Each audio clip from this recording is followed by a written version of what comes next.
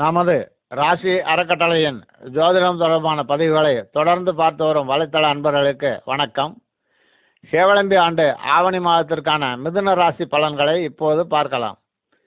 மிருகசீரிஷம் 3, 4, திருவாதிரை, புனர்பூசம் 1, 2, 3 பாதங்களை நட்சத்திரங்களாக கொண்ட மிதுன ராசி அன்பர்களே, தங்கள் ராசிக்கு 2ஆம் இடத்தில் ராகு, செவ்வாய், புதன் ஆகிய கிரகங்கள் இருப்பதாலும் 2ஆம் இடத்தை கேது 7ஆம் பார்வையாக பார்ப்பதாலும் பொருளாதார வகையில் சற்று பின்னடைவு ஏற்படும். வரவேண்டிய பணம் கூட கடும் போராட்டத்திற்கு பின்னர் தான் கிடைக்கும். அறிமுகம் இல்லாத நபர்களிடம் வரவு செலவு வைத்துக் கொள்ளக்கூடாது. அதிக வட்டிக்கு ஆசைப்பட்டு பணத்தை தகுதியற்ற நபர்களிடம் டெபாசிட் செய்யக்கூடாது.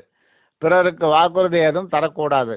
ஆவணி மாதம் 17ஆம் தேதி குரு பயிற்சிக்கு பின் இந்த நிலை படிப்படியாக மாறுதல் அடையும். ராசிக்கு 3ஆம் இடத்தில் நிற்கும் சூரியனாலும் அந்த 3ஆம் இடத்தை சனி பார்ப்பதாலும் சகோதர வகையில் கோபமான வாக்குவாதங்கள் ஏற்படலாம். சற்று நிதானத்துடன் நடந்து கொள்ள பிரச்சனைகளை தவிர்க்கலாம்.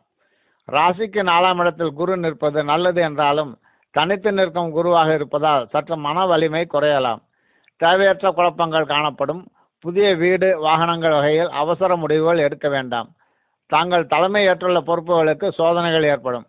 ராசிக்கு 5ஆம் இடத்தை செவ்வாய் பார்ப்பதால் குழந்தைகளில் சற்று அமைதி குறைவு உண்டு.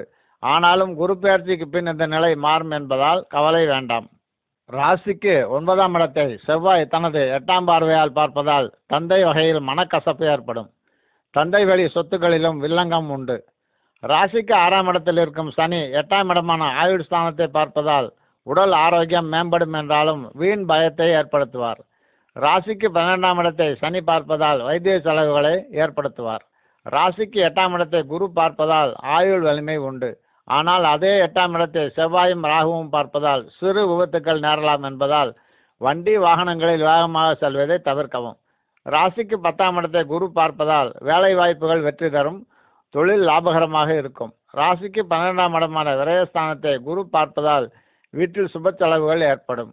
திருமணம் ஆகாத மிதுன ராசி அன்பர்களுக்கு ஆவணி மாதம் 17ஆம் தேதிக்கு பின்னர் திருமண முயற்சிகள் வெற்றி தரும்.